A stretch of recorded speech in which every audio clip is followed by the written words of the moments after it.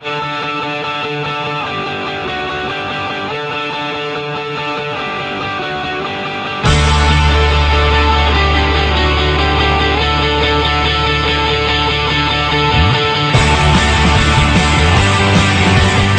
for tuning in to Real Talk with Tamara. On today's show, I will be speaking with Miss Angela Broughton. Angela is the sister of Cheryl Parks. Cheryl went missing back in January 10th of 1991 from Atlanta, Georgia, under suspicious circumstances. Thanks for calling in today, Angela. Thank you. How have you and your family been? 1991, that was a long time ago. We are still not good. We don't have any closure. I mean, it's just heartbreaking. Yeah. Now, your sister Cheryl, how old was she when she went missing? 33. She was 33 years old.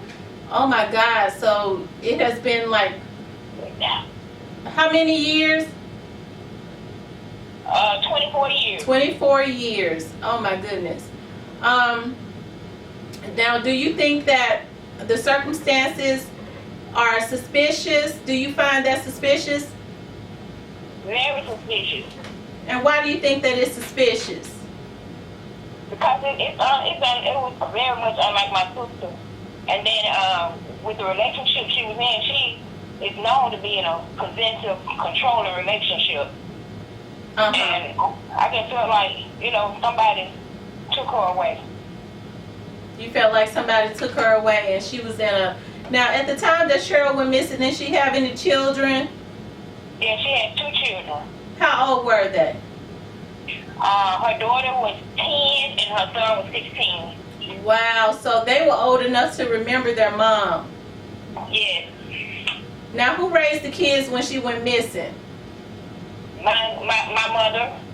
And her dad was his cousin. Okay. Okay. Now, yeah. His father was deceased. Okay, her son's father was deceased, but her daughter's father helped to raise her, along with your mother. Right. Now, can you kind of give me, what do you remember of your sister? What kind of person was she? I mean, she was very happy. I mean, anytime she was around, I was wanting to be around her. I mean, she made everybody feel good. I mean, it was never any sadness, and she had a smile that would brighten your day. Anytime you see her, she had this beautiful smile, and it would just brighten your day. Wow. So she was like a jovial person. Now, were you and your sister close? Yes, we were very close. I was looking at pictures of you all. You kind of you favor her. Oh, thank you. Yeah, you favor her. I was looking at her picture. She looked all happy on her picture. Because in researching Cheryl's case, it's so sad. You don't even see a whole lot about her missing persons case. Yeah, and that's the sad thing about it. Because, I mean, it's like we just got pushed under the rug. We weren't able to get any kind of help or assistance. When she first went missing, we did. A lot of people from City Hall came down and helped us in the search. But, and then it just went cold. Nothing. So I had been on the phone for years. I've been writing letters, emailing, calling. And finally someone picked up the phone from Find Our Missing. Wow. And we've been doing this little event for my sister every year at this time, which will be tomorrow. We have an event for her. We have a prayer vigil and a walk for her. Mm-hmm. And we walk right back to the place that she was last seen, which is Fern Avenue. What avenue? What's the name of the street? Fern, F-E-R-N Avenue. And that's in Atlanta? Atlanta, yes. Now, okay. Now, you said that your sister went missing under suspicious circumstances and she was in a violent relationship. Was it violent or was he possessive? I didn't call that relationship violent because I didn't know him to be violent towards her, but I knew he was controlling, very possessive of her. Okay, so he was controlling. He wasn't, you don't know of him to be violent, but he was possessive and I just know of the reports that the neighbors said that it sounded like that they were arguing and fighting inside the house, inside the apartment. I never know him to be like that. He was always kind of quiet and reserved. never hardly even said anything. Yeah, those usually be the ones you have to watch. Like, exactly. Yeah. Now tell me about the last time you talked to your sister. The last time I talked to my sister was when she got off work at Morehouse. She called me that night, January the 10th. She called me and she said, baby girl, because they all my brothers call me baby girl because I'm the baby of the family. And she was like, baby girl, I'm not coming home tonight. She said, I'm going to stay in Cleveland's house. So I said, okay. And then, you don't know about the feeling that I had until, after the fact. And for some reason, I just said, well, call mama. So she did. She called my mom.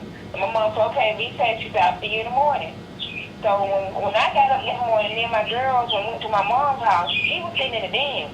So, I'm all happy because she always made us happy. I was like, hey, where my big sister at? So he just said, she's not here. I'm looking forward to her. I said, you looking forward to her with you? And it just went from there. So her then boyfriend was at your mother's house? Yeah, he was at my mother's house that morning. Was that unusual for him to get up coming to your mom's house? Exactly. Yes, without her being there, but, with that situation, you wouldn't have thought something like that. Okay, maybe he is looking for her. Oh, okay, so he claimed... But he don't come around, he don't talk or nothing. And that, I always kept saying he kind of crazy, but my sister said, yeah, he is crazy, but just shrugged it off. But he never really talked. And he was just sitting in my mama's den. So he got up early that morning, came to your mother's home. You all didn't think anything of it because you didn't know at this time that your sister was missing. He get up early, which was very unusual because he never talked, never came around you all without your sister. And he get up early, come over there just sitting there talking about he waiting on your sister to get home. Exactly. And then people had seen them, they had witness come forth and they had seen them together that night. And I'm like, okay, the way he is, I can't see you just let my sister leave. Or, if she did insist on leaving, it's like you would have brought her home. You would have let her left to say she was going to a party, and she still had her work uniform on. Wow. Why you didn't make sure? Why you wait till the next morning? Why you didn't make sure she made it home? So he said she left his home walking? He said she left going to a party. That's the only statement he gave us and the police. Now, how old was this man at the time? I don't know. I don't even remember the man's last name. It's been so long. I haven't seen him. It's just like when she left, it's like he left. And that was kind of suspicious as well. Nobody knows where he is. Was he a young man? He was about her age. Uh-huh. What was his name? Cleveland. I just don't remember his last name. Okay. Wow, that is weird. So he said she left going to a party. He didn't say who she left with? No, we didn't say who she left with. He said she just left. And I think he told them that they did get in an argument, and she just walked out and left. Now, did the police ever question this man, pull up his background history to see if he had like a history of violence with women? Yes, exactly. And that's when we found out that he was in a mental institute. And they said that he had murdered a woman and buried her in a mattress. So that was like 10 years ago. And they let him out? Exactly. So he had been in a prior, so I guess because he played the crazy role and they put him in a mental institution and he was able to get out after 10 years and possibly hurt another woman. Right. And the only thing they could say, they suspected foul play, but they didn't have enough evidence. They could tell that it was a struggle in the apartment and everything, but they just said they didn't have enough evidence. Is there an investigator actively working your sister's case? They say they're on with that. I haven't been able to contact anyone. So this man had gotten out of jail. out of the crazy house because he had been in there for 10 years for killing and murdering another woman. Now, was this a lady that he had been in a relationship with that he killed? They didn't give him all that information. So I don't remember it. Okay, your phone kind of broke up. I couldn't hear you. Okay. I said they didn't give us all that information, so I don't remember it. Okay, your phone's still breaking up a little. I know. But I heard you say that they didn't give you that information. Right. But they just said he had killed another lady. Right. Wow. So after your sister went missing, so when did you all start to get worried? I got worried the first morning when I got there. Because that was very much unlike my sister. I mean, she didn't call, didn't come home. It just like, was just unsettling. And then my mom, she went to get word.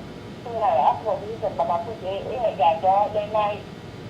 So then my mom called police, they had to wait 24 hours. And then she got me missing person report.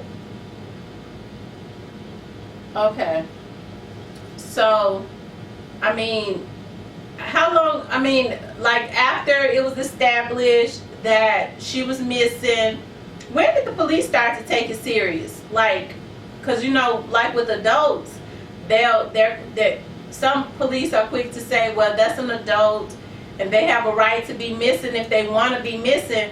When did they start to get suspicious?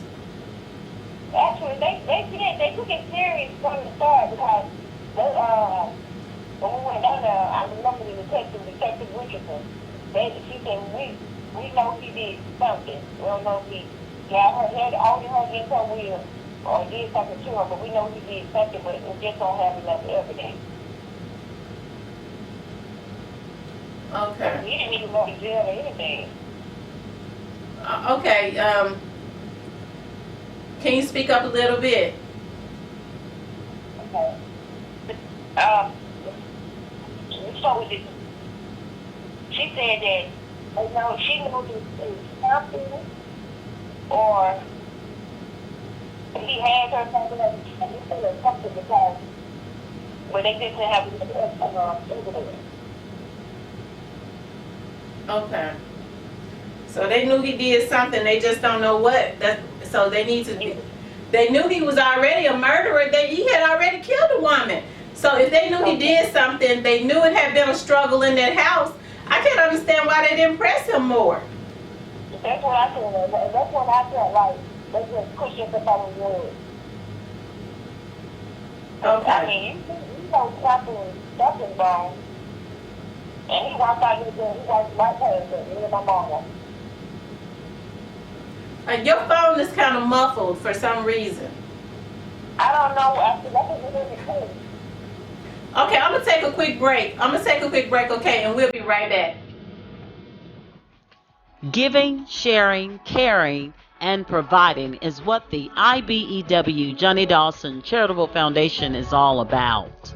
This foundation has been in existence for 5 years now, and to date has donated hundreds of thousands of dollars to the communities in Memphis and throughout Shelby County.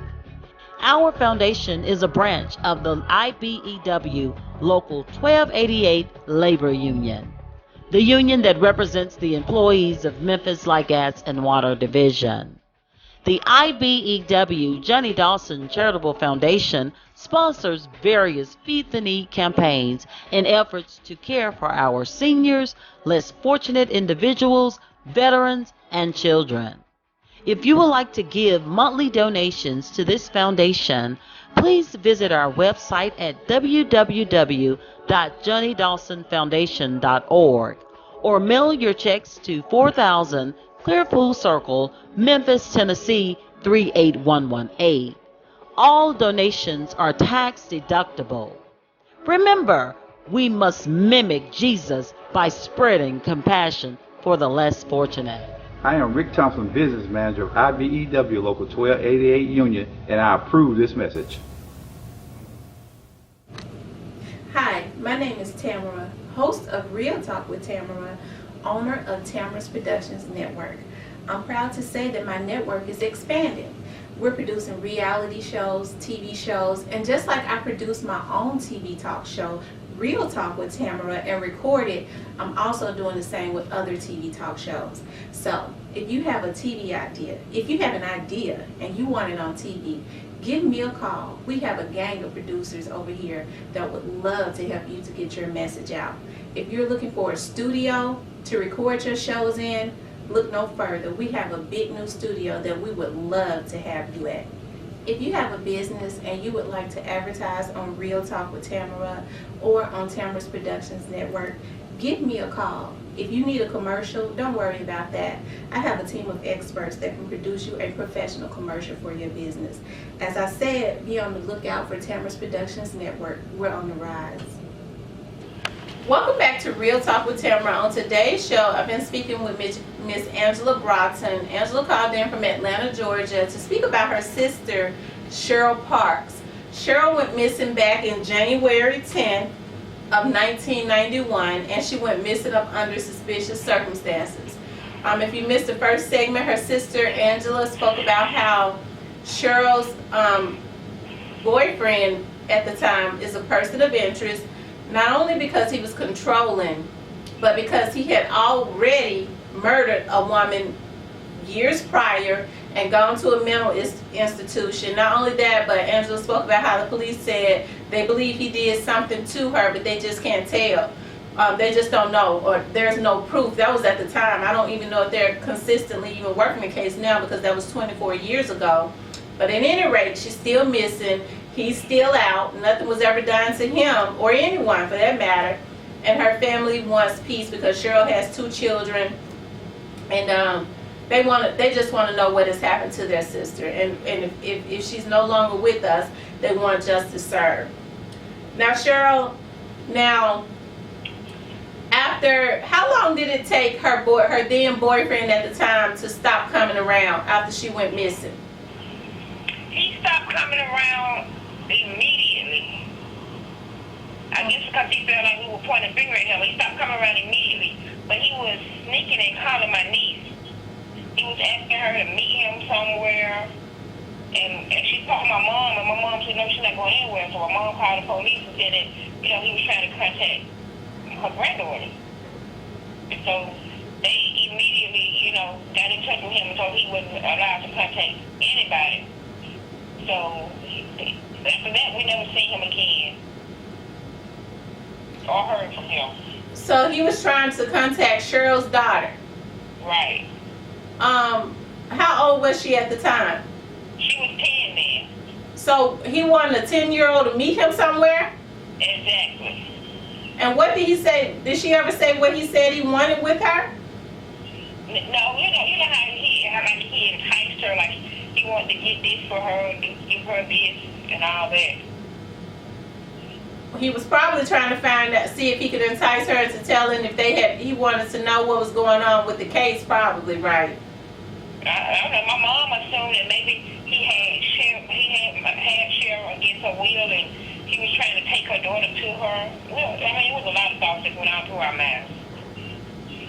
Yeah. Wow. My sister has a history of being in controlling possessive relationship. With the youngest father, her daughter's father, he was very possessive and controlling of her as well. And then you got to watch her, and she's scared to do this and that. It was just awful. And she finally got out that relationship. But then she had told me that his mom said that they was getting married. When she met his mom, she said, no, we're not getting married. Yes, he is. He said, y'all get married. He don't buy the dress and everything. I said, how you gonna buy me a dress? So he was telling everybody that he was going to marry your sister, had gone and bought your sister a dress, but your sister didn't know anything about it. No, ma'am. But you did say that this man had issues with mental illness. He had been locked up in a mental institution. Instead of them locking him up and putting him in jail somewhere, they put him in a mental institution after he murdered the first woman. Right. Now, did your sister know about this in the very beginning, that he had been in the crazy house for killing another woman? No, she didn't. Actually, when I seen him, I told myself, I said, look, for me, I said, he looked like somebody, looked like I seen him at Georgia Hill in a circle with a bunch of crazy people. You know, my sister let out, yeah, he is crazy. But, you know, I had no idea that I really had probably seen this guy in Georgia Hill with mental patients. I had no idea that I really probably had seen my mom. And my mom kept saying, I wish I had listened to my baby. But I honestly thought that I had remember seeing him sitting in a circle with a bunch of crazy people. Sitting where? It was at Georgia Hill on Georgia Avenue. Uh-huh. And you know, they had like a mental floor. And I honestly God, I thought that I remember him from sitting up there. You probably did. If he had been in, they would have texted him. He probably was in that group. yeah, if he had been to the crazy house. Now, they didn't say what happened with the situation prior to your sister with the woman that he killed before. No, all we know is that he was in a mental institute, and it happened 10 years prior. Wow. How long had your sister known this man? It probably was only a few months. Probably like 6 or 7 months, maybe 8 at the most. Mm-hmm. I know it wasn't a whole year. Oh, wow. And he was already buying wedding dresses. And, you know, when she met him when she started working at Morehouse, because he worked there as well. He worked at Morehouse College? Yes. Okay. So they met while they was working together. Right. Oh, wow. Now at this point, like, y'all have not heard anything from this man. You pretty much just lost contact. Not a word. It's like a month or two later he moved out and no one has seen it. Mm-hmm.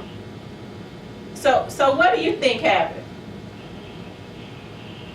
I've heard from 2 people that don't even know each other and said they look like they saw my sister look like she was out of her mind. So I just don't know. And I can't give up without knowing. Were they positive they had seen your sister? Ma'am? Do you think that they positively identified her, or was it someone that looked like her? They just said it was somebody that looked like her, because they said they called out to her and she didn't answer, like she just walked away. Mm-hmm. Yeah. Now, I'm going to ask you this. Do you know if your sister had been with, do you know if she was on, like, any, you had never known her to be on, like, any drugs or anything, did you?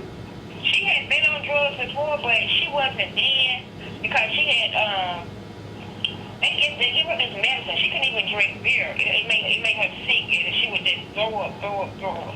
So she had been in rehab and got off drugs. Wow, well, that's good. So, like I said, do you think he's done something to your sister in your heart? I just can't see her being gone this long. But then I just don't understand. It's so surreal to me that she's gone, and we don't know. I mean, if she was there, then I think we would know by now. Mm-hmm. Wow. They came out and they did DNA on me and my sister and my brother, and they haven't found her in the hospital, in jail. They haven't found a body. Every day you looking at TV and they say a body found. You know, it's so scary. It's so hurtful. I understand. You know, just not knowing, not having closure. How was it for your mother? Is your mom still with us? No, my mom passed in '99. How was it for her? My mom suffered. My mom was heartbroken. Every day, not every other day. Every day, my mom always said, I wonder if my daughter okay, if she cold, if she hungry. She just said, Lord, Lord, just let me see my daughter before I leave this world. And she said that every day. And it was like months before she died, like 6 months before she died, she said, I'm tired. I'm tired. And when she died, the day she died, she talked to my niece. She said, Grandma, I'm tired. Grandma finna go home. And she laid there right there and died. Told her to tell everybody that she had to go. And my mom just died. So she had not really been sick or anything? No, my mom had just got off work. It was 2 days before her birthday. And bought a brand new car that same day. My mom was just simply heartbroken. Wow, she bought a car that same day and she just laid there and oh wow. Died of a broken heart, you think? Exactly. Wow. You know, I'm trying to understand why Atlanta PD didn't look more into a man that had already been in the mental institution for murdering another woman. I can't understand that for the life of me either. Why we didn't get answers then? Even after a few months, why we didn't get any answers? It's just like they said that there was nothing else they could do for us. So when you talk to them now, what do they say? They just said that they don't have any no new leads. But lately, I haven't talked to them in months. Because I mean, they keep telling me who's working the case, but I'm never able to talk to him. I leave a message, nobody never called back. Now you said this man said that your sister left and went to a party. Did they ever check that out? What party she supposedly went to? We don't know what they asked him because you know they talked to everybody separately, so we don't know what they asked him. But all of a sudden we know that they told us that they didn't have enough evidence to convict him. But you know the weird thing is your mother, because your sister wasn't married. That means they should have been relaying information to your mom. They had a responsibility to her. If he said she left and went to a party, it seems like to me they should have given her information on what he said as it relates to her leaving and going to a party. No, ma'am. Wow, so y'all don't even know what party she supposedly went to? No people, no nothing. I know we hung together. Me, her, and my other sister, we hung together. It was no party. I was at home. My sister was at home. There was no party. So you said the neighbors. Now, did the neighbors say that they heard anything suspicious that night? Yeah, they said it sounded like they was fighting. They could hear, you know, like them rubbing up against the wall.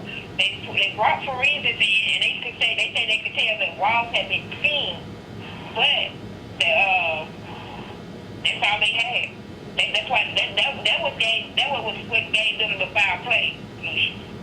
So they did say that it was foul play. They believe it was foul play. Yes. So this man has never been arrested. He's just walking around living his life.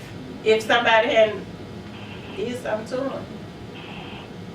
Yeah, and just in the back of my mind, I just wonder, do we have my sister? That's why I've been trying to find out what his last name. Where is he now? That's why I want to talk to the police. Where is he? That's what I was going to say. Well, the detective should have all of that information. I know it's been 24 years ago. Now, have they reassigned the case? Because I know 24 years ago, whoever was on that case is probably retired. Yeah, he retired. And it's another guy has the case. And I'm not sure what his name is. I remember when they said, but when I called and they let me know it's kind of her case. Have you talked with the guy? No, I haven't been able. That's what I said. I haven't been able to contact him. I've been leaving messages, but no call back. Right. You'll probably have to speak with the police chief if you can't get a resolution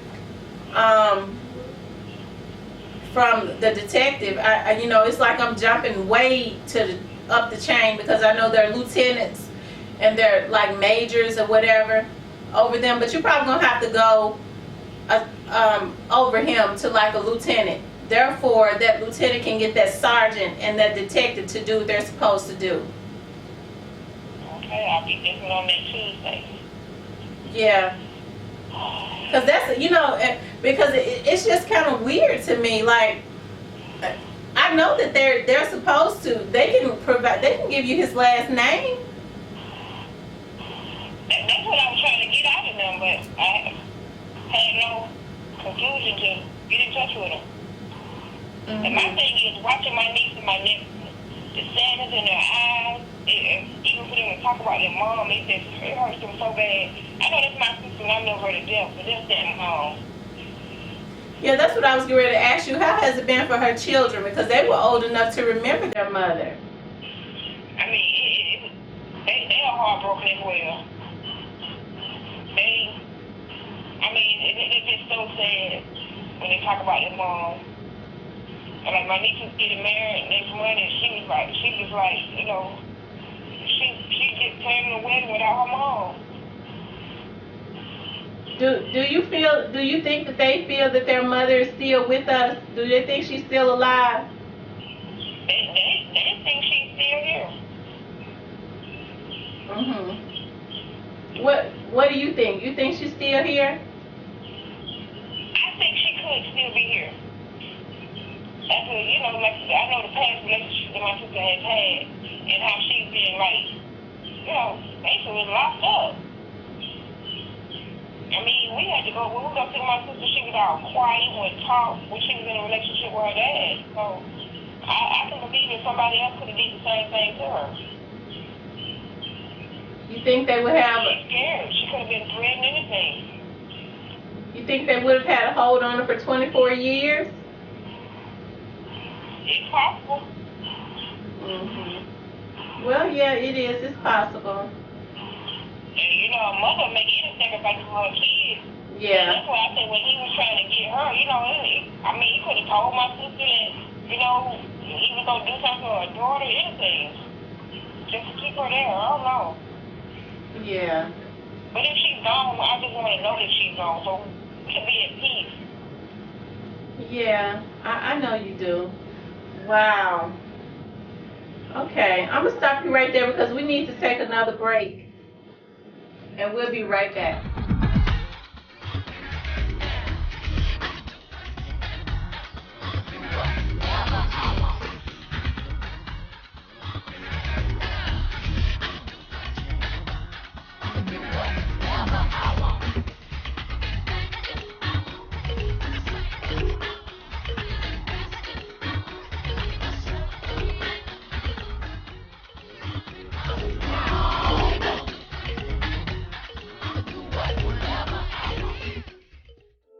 Southern Man's Hands Barbecue and Soul Food Restaurant, a place where you get real food, located at 1482 East Shelby Drive in the Whitehaven area.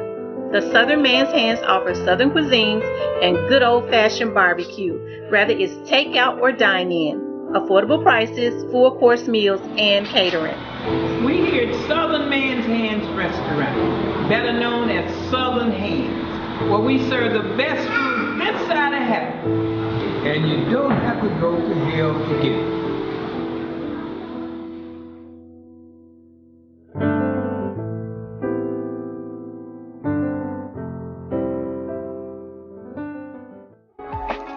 Giving, sharing, caring, and providing is what the IBEW Johnny Dawson Charitable Foundation is all about.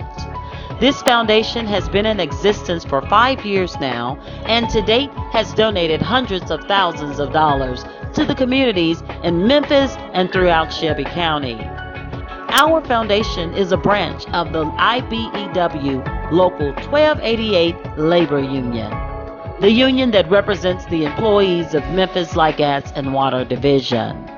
The IBEW Johnny Dawson Charitable Foundation sponsors various Feed the Need campaigns in efforts to care for our seniors, less fortunate individuals, veterans, and children.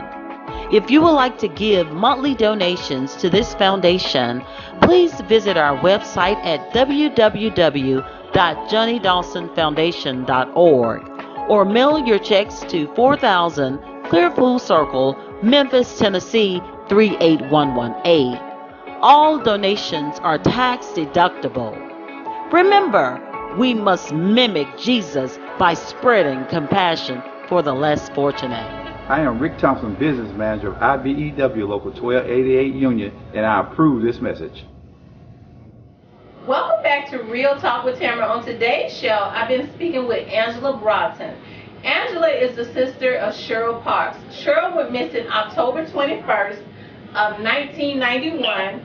That was 24 years ago. She went missing under suspicious circumstances. She went missing without a trace.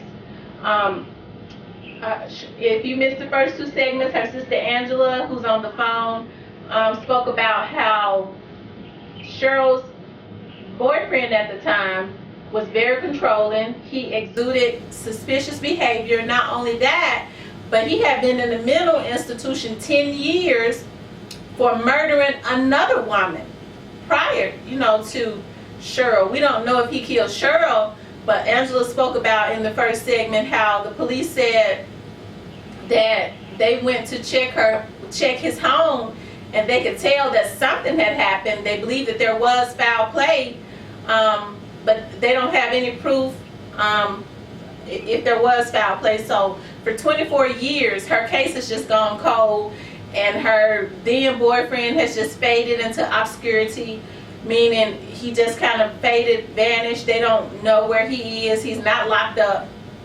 If he's done anything, he's basically gotten away with it. They don't know if he's holding her against her will or if he's killed her. He killed another woman, so, and he's mentally ill because he was in the crazy house. So, they're just looking for answers. So, Angela, what would you like to see the police do? I would like to see them answer the phone, give me some updates, and maybe we can do a photo enhancement. Maybe somebody has seen my and not know that that's her that we're looking for. Right, so they haven't done any enhancements because the photo that I've been showing on this show, that's a photo of her from 24 years ago. Yeah, she took that photo when she was 33 years old. Wow. 24 years ago, so she would be about 55. She would be about, you said she was 34 at the time? 33. She was 33 at the time, okay. So she would be 57. Yes, but I was just correcting the date. You said it's February 10th, 1992. Okay, she went missing in 1992. Correct. Okay, I'm sorry. I remember you saying 2. I put down 1 for some reason. Okay, but 92, that's that's still a very, very long time. What would you like to say to Cleveland?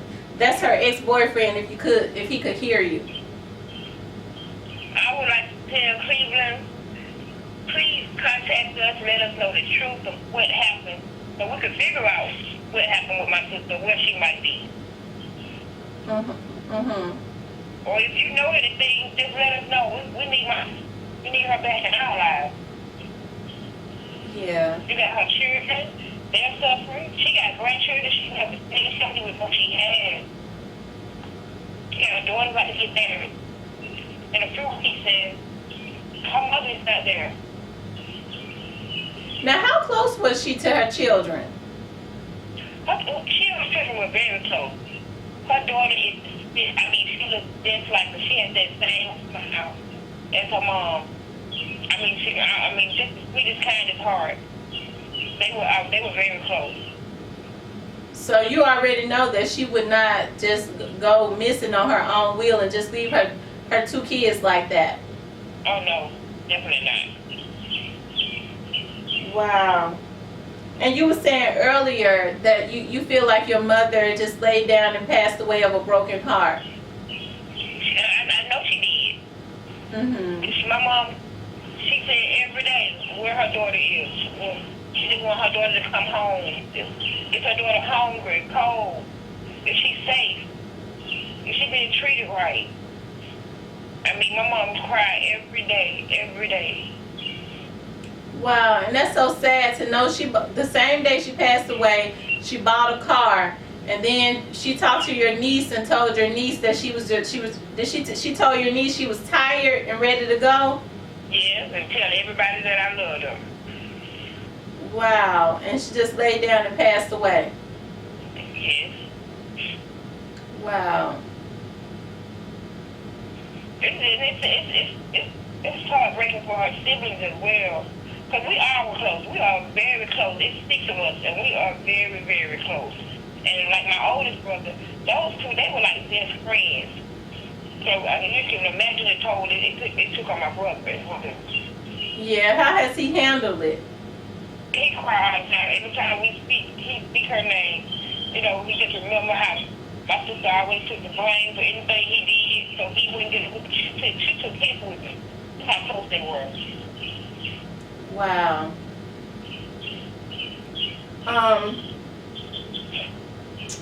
Oh wow. So how do they feel about her disappearance? Because I know each sibling and each person may feel differently. What do they think? Do they think she's here with us or she's no longer with us? I have some of my siblings think she may not be with us because they can't see her for that long. And then at times they still say that, okay, yes, I actually can't see her. Nobody knows that she's gone. So Cheryl, I mean not Cheryl. Oh, I called you Cheryl. So Angela, what if it's found out, if the police do what they're supposed to do and work this case and put, you know, what if they find that she's no longer with us? How are you prepared for that? Yes, I am prepared for that. I know I can be emotionally at peace. Mm-hmm.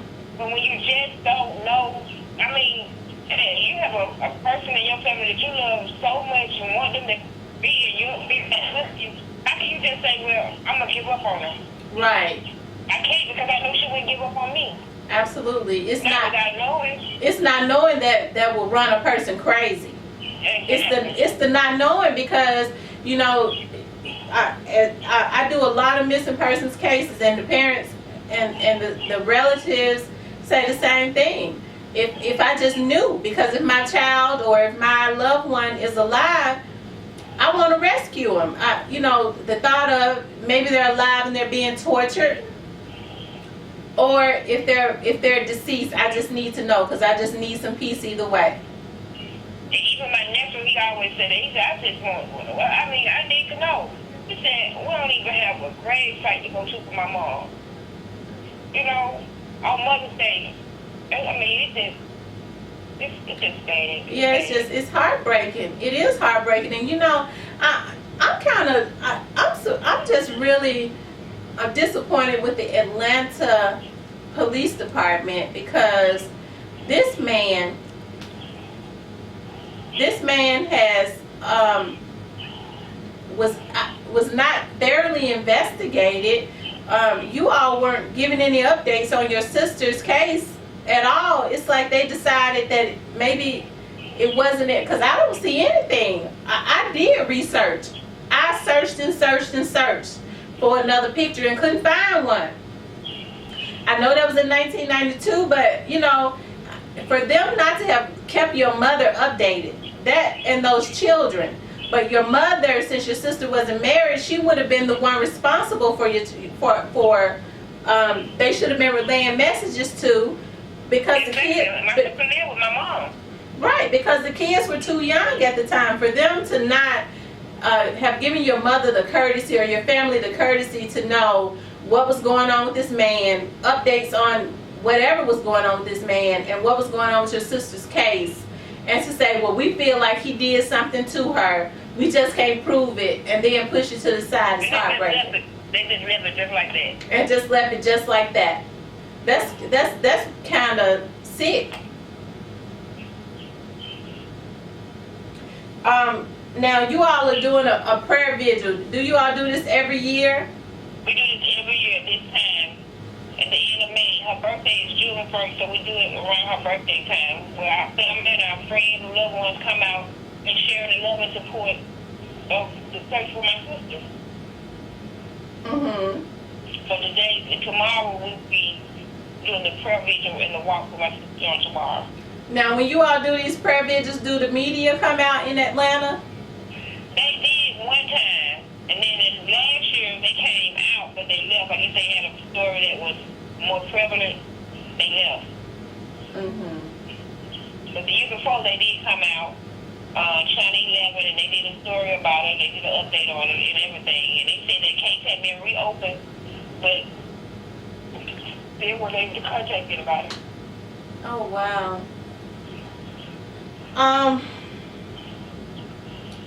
So Angela, you know, I want to say that I'm sorry. You know, like I said, I do these missing persons cases, and I ran across your sister's case, and I tried to find more information. I couldn't, other than the information that you and her daughter gave me, and they only had one picture on the internet.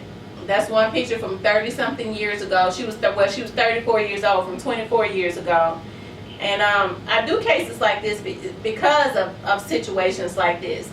African Americans don't get the coverage in the media as any other race would, especially the Caucasians. They just don't. Your sister's case and a lot of other African American young ladies' cases don't get the coverage that Natalie Hollowell case got. Natalie Hollowell,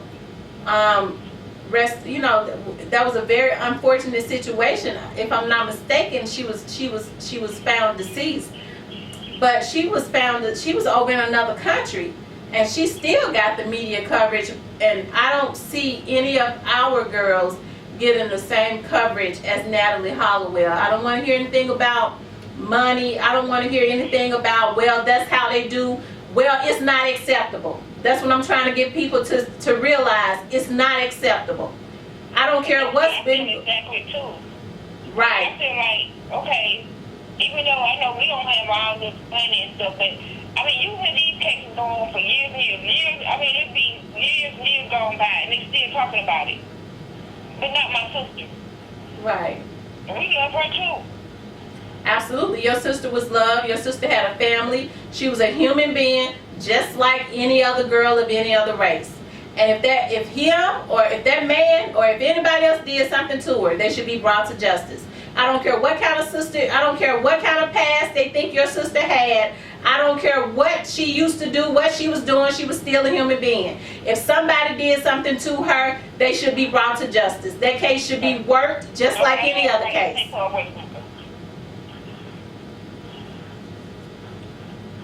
Are you there? Uh-huh. Okay, yeah, her case should be worked just like any other case. That's right. So what would you like to, what do you remember about your sister, about your time with her, about like your last times with her? I remember we had so much fun, laughing and talking and dancing and hanging out. I mean, sometimes she would come to my house and, like, if she get out working for me, so she'll come to my house with my kids. I get home, my house is clean, dinner is done. You know, I mean, we was always there for each other. It wasn't never I had to ask you to do this or she had to ask me to do that. We just did it. Mm-hmm. And what would you like to say to the public? I would like to say to the public, just, if you've seen her or somebody that looks like her, call in. I mean, who knows? That might be just be her. Mm-hmm. And if your sister could hear you, what would you like to say to her? Cheryl, I love you and I miss you and I want you to come home. Your children, your grandchildren, I mean, they already talk about it, their grandma. They just wish they had a grandma. Mm-hmm. Wow. Well, like I said, Angela, I want to thank you for calling in from Atlanta. I'm sorry about you and your family's loss, and I'm sorry that the Atlanta Police Department won't call you back to give you updates on your sister's case. I'm sorry that they didn't work the case back in 1992. I'm sorry that she's missing. I am. It's an unfortunate thing that she's missing, but the least thing that could happen is they could do updates and give coverage and keep it out In there. my mind, I'm gonna stop calling. I'm going down there. I'm gonna sit in that office and they just have to talk to me and tell me something. Help me do something. Help me. Yeah. And that's a good thing. Sometimes you have to keep beating on the door until they realize that even though it's been 24 years, you and your family still love your sister just the same. And she will not just be another unsolved case. Right. Well, Angela, I want to thank you for calling in. And I'm going to call you right back, okay? All right. Thank you for hearing my story. Thank you very much for sharing your sister's story, okay? All right. All right. Bye-bye. I want to thank you all for tuning in to Real Talk with Tamara. On today's show, I was speaking with Angela Broughton. Angela called in from Atlanta, Georgia, to speak about her sister, Cheryl Parks. Cheryl was 33 years old at the time she went missing back in 1992, October of 1992.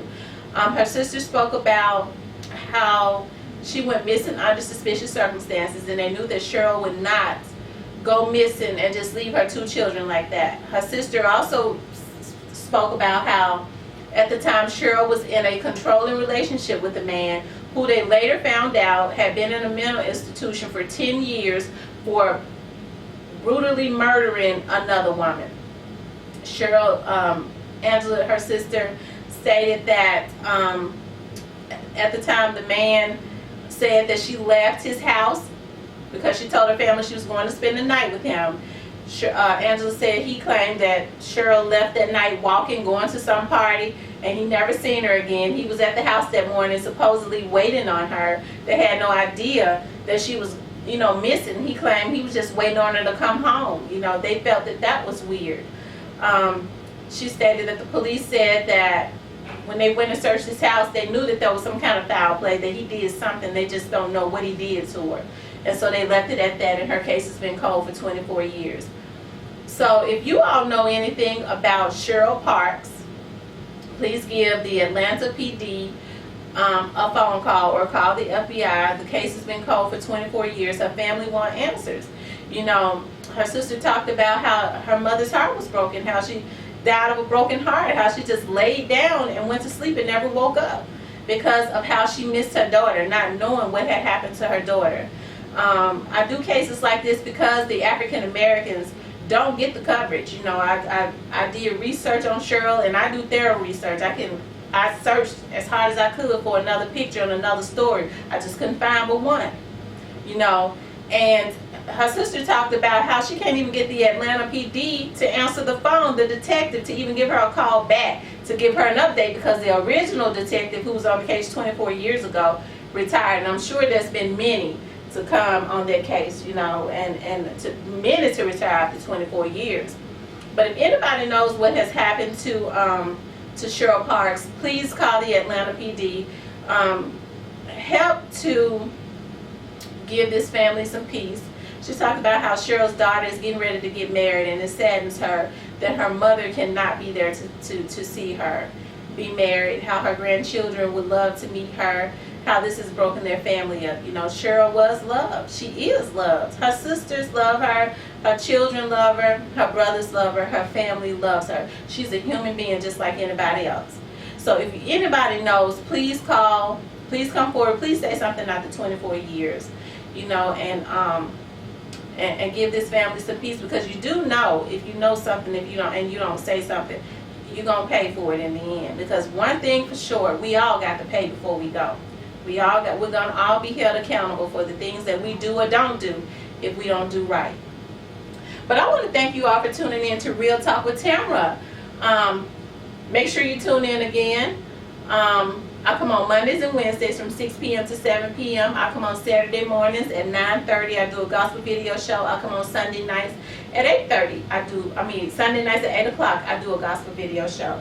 But I want to thank you all for tuning in. Until next time, God bless us all.